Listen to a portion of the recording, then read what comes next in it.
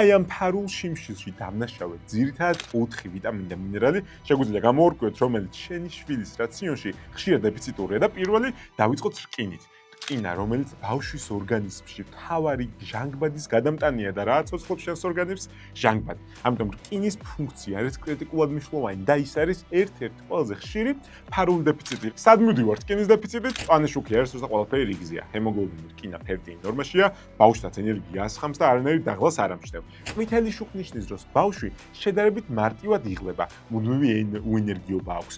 ენა არის გადასლიპინებული, რომელსაც გლოსიტი ქვია. ამასობაში მივდივართ და ანალიზებში შეიძლება რკინა და ჰემოგლობინი ჯერ ნორმაში იყოს, თუმცა ფერიტინი იყოს ნაკლები. ანუ ეს არის მდგომარეობა, როცა ბავშვის ორგანიზმი ჯერ კიდევ უმკლავდება რკინით ჟანგბადის ტრანსპორტს, მაგრამ მისი საცავი ნელ-ნელა იწურება. წითელი შუქნიშანი არის, როცა შენი ბავშვი მუდმივად უენერგიოა, ნებისმიერ პატარა მცირე დატვირთვაზეც ქოშინი ეწყება, ამ დროს მისი კანი ფემკრთალია, მივდივართ და ანალიზებში ვნახულობთ, როგორც ხშირად ფერიტინის, ისე ჰემოგლობინის, ისე რკინის დეფიციტი. სწორედ ამიტომ თუ რკინის დეფიციტი დადგა პრიორიტეტში, მივდივართ ექიმთან და რკინის დანამატს, ესე აღებით მშობელი მეზობლის რჩევით არასდროს ნიშნავს. თუ საქმე რკინის დანამატზე მიდგა, უნდა იცოდე, რომ სწორი კომბინაციები საკვები დანამატების ინდუსტრიაში რკინის და C ვიტამინის გაერთიანებას თავისივე დანამატში ახდენენ.